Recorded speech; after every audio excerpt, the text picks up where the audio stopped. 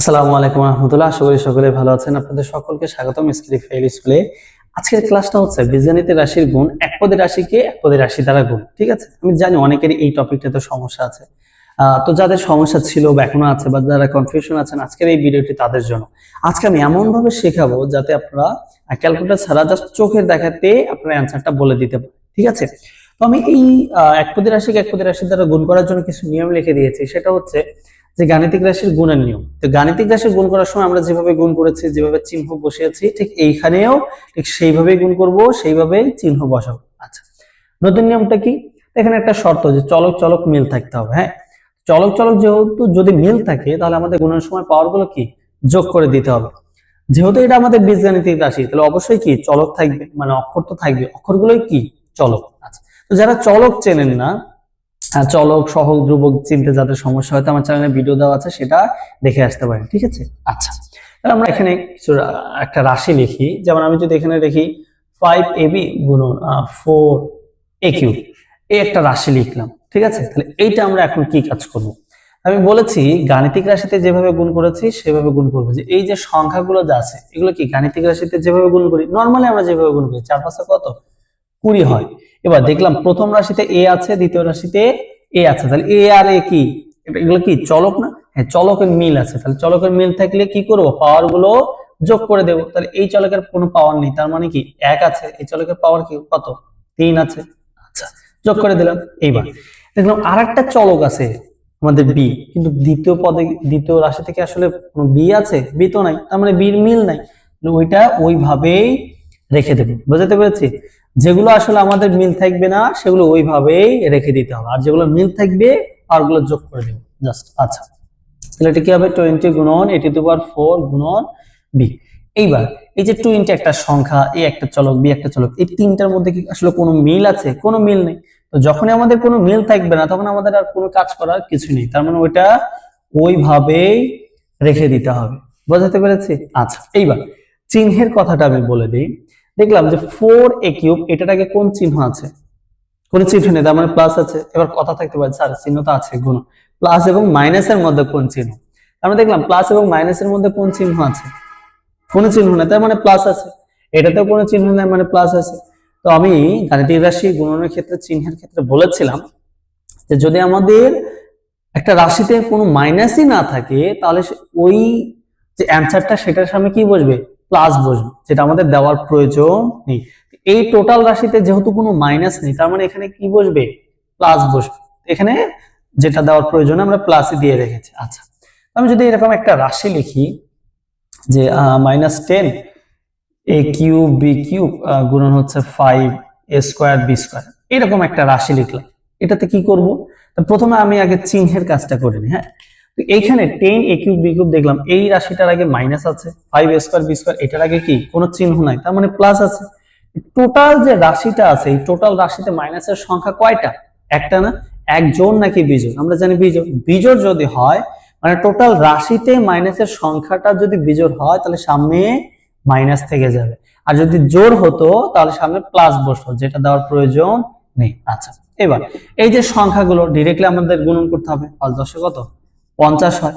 এবার চলক এবং চলকের মিল আছে, লিখবো কয়টা? একটা লিখবো না? মানে আমাদের চলকগুলো যতগুলোই থাকুক না কেন যদি মিল থাকে একটা চলক লিখবো। 3 প্লাস এই যে এই চলকের পাওয়ার 2 যোগ করে দিলাম। এবার বি এবং বি চলকের কি মিল আছে, লিখলাম। দুইটা আছে, একটা লিখবো।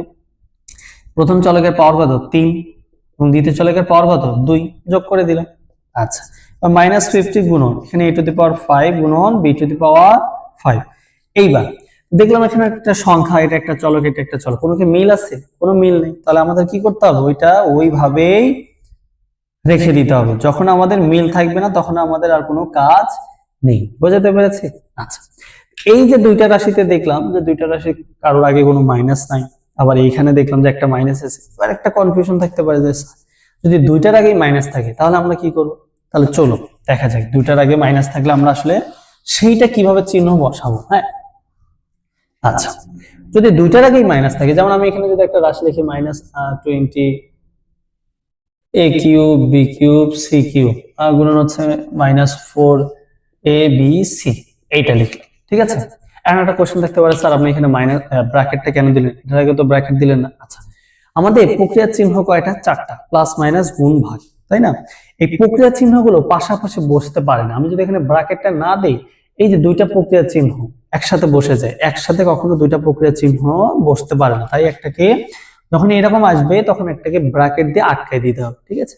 আচ্ছা, এইবার আমরা চিহ্নের কাজটা আগে করি। দেখলাম এই রাশির আগেও মাইনাস আছে, এই রাশির আগেও মাইনাস আছে। এইবার টোটাল রাশিতে মাইনাসের সংখ্যা কয়টা? দুইটা। দুই জোড় নাকি বিজোড়? জোড়। যদি জোড় হয় তাহলে সামনে প্লাস বসবে, যেটা দেওয়ার প্রয়োজন নেই।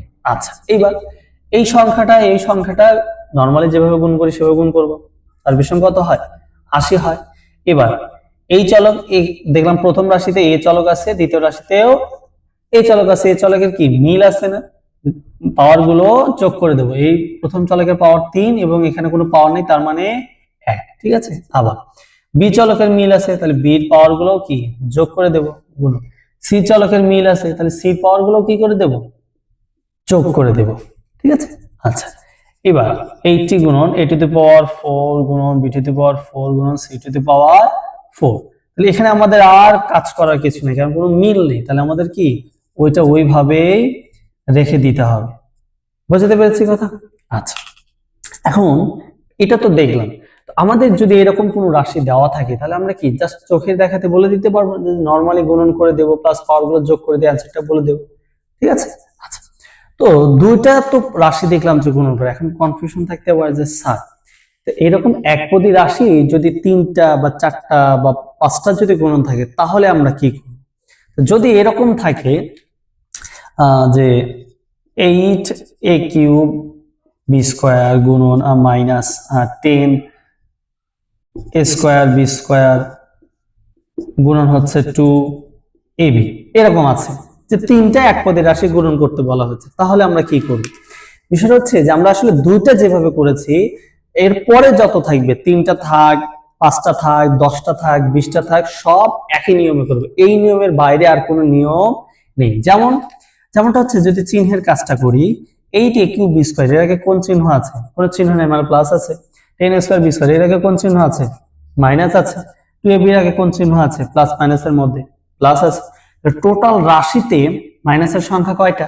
একটা। এক জোড় নাকি বিজোড়? বিজোড়। তাহলে মাইনাসটা আমার থেকে যাবে, ঠিক আছে? এইবার এই যে সংখ্যাগুলো আছে না, নরমালি যেভাবে গাণিতিক রাশিতে গুণ করি সেভাবে গুণ করে দেবো। 8 এবং 10 গুণ করলে কত হয়? 8 10 80 এবং 2 গুণ করলে 160 হয় নাকি?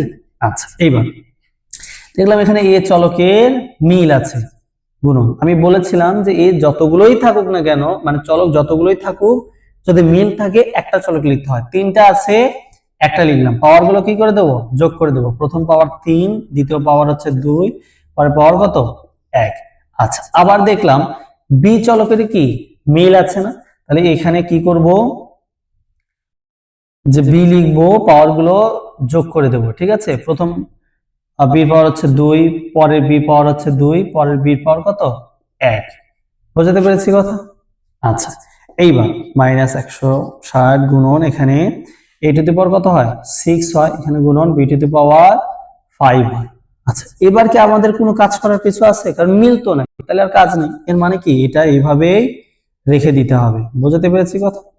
তো এই ছিল হচ্ছে আপনাদের হচ্ছে গাণিতিক রাশির বীজগণিতিক রাশির গুণ, একপদী রাশিকে একপদী রাশি দ্বারা গুণ, ঠিক আছে? তো এইখানে যতগুলো রাশি আমি করিয়েছি বা যতগুলো কনসেপ্ট করেছি, এর বাইরে আসলে কি কোনো নতুন টাইপের রাশিও হবে না এবং নতুন কোনো নিয়মও হবে না। বুঝতে পেরেছি? এই জিনিসগুলো যদি আপনারা ভালো করে দেখে যদি বাসায় একটু প্র্যাকটিস করেন, আমি আশা করি আজকের পর থেকে বীজগণিত রাশির গুণন একপদী রাশি দ্বারা গুণন ইনশাআল্লাহ জীবনে ভুল হবে না। বুঝতে পেরেছি কথা? আশা করি ভিডিওটা আপনাদের ভালো লেগেছে। ইনশাআল্লাহ দেখা হবে পরের কোনো ভিডিওতে। আসসালামু আলাইকুম ওয়া রাহমাতুল্লাহ।